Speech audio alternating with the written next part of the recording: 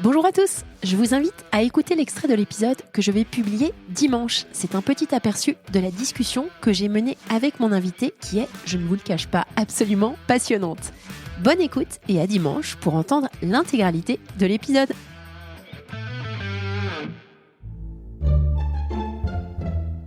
Solène Niederkorn vous propose FinScale, un éclairage sur l'innovation dans le monde de la finance, de la banque et de l'assurance.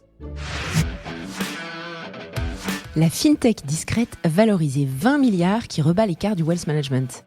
Pierre-Henri Denain, CEO France Benelux de FNZ. La valeur des marques bancaires au Royaume-Uni est pas terrible pour des raisons qui sont assez compréhensibles, avec des problèmes de mis-selling, etc. En France, pendant des années, et ça reste assez vrai aujourd'hui, les banques dans l'ensemble ont des belles marques, donc on va commencer par là.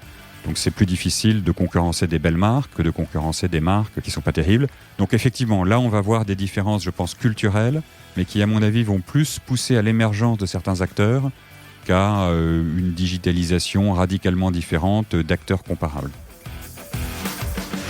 Vous n'en avez peut-être jamais entendu parler et pourtant cette discrète société présente un peu partout dans le monde est en train de redessiner des pans entiers de l'industrie du wealth. C'est en coulisses que cela se passe. Pierre-Henri m'a rejoint pour lever le mystère autour de cette société d'origine néo-zélandaise qui exécute de manière impressionnante. Nous comprenons les enjeux de ce marché éclaté aux besoins multiformes et voyons comment cela se passe dans les backstage auprès des plus gros acteurs comme AXA, Barclays ou UBS. Nous détaillons la feuille de route de cette société de 5000 collaborateurs présente dans une trentaine de pays qui administre quand même 1500 milliards d'euros. Bonne écoute à tous!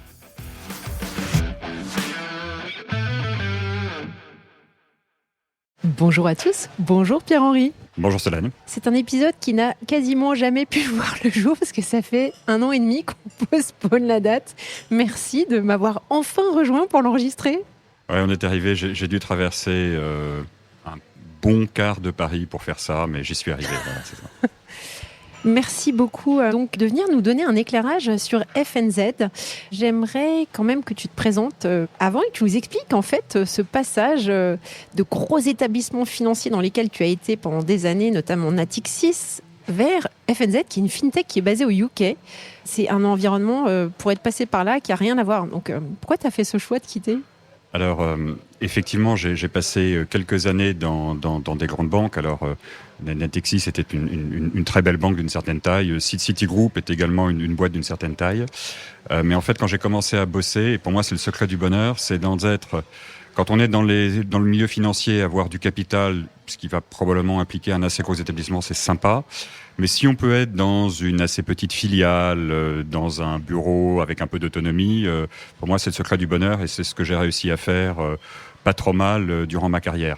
Donc c'est vrai que je venais d'assez gros établissements financiers. FNZ, c'est pas non plus tout petit. Non. Alors c'est marrant parce jusqu'il y a 2 ans, c'était vraiment pas très connu en France. Maintenant, ça reste mal connu, mais un peu plus.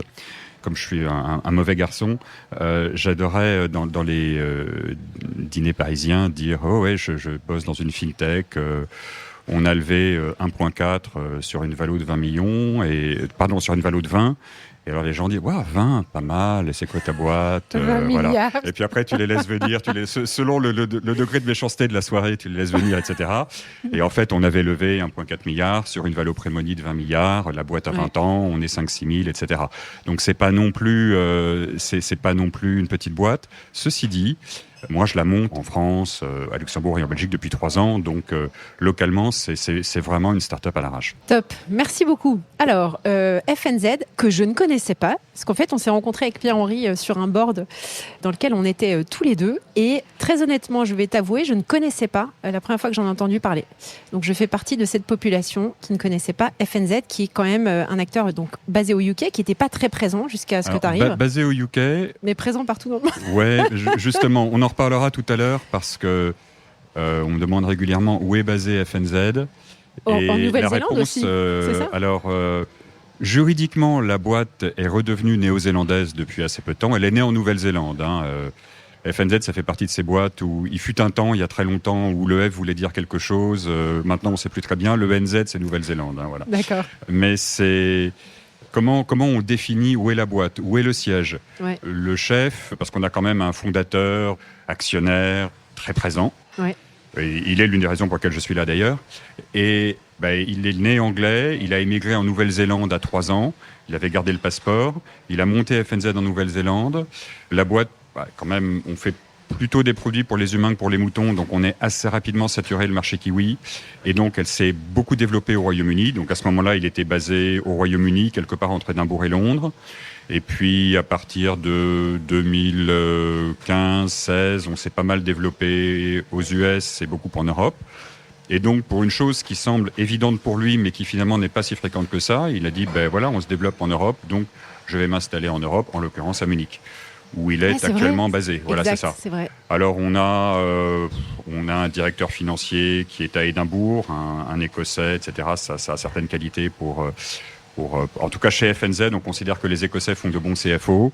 Voilà, on a une patronne des risques qui est aux US, on a des gens qui sont un peu partout.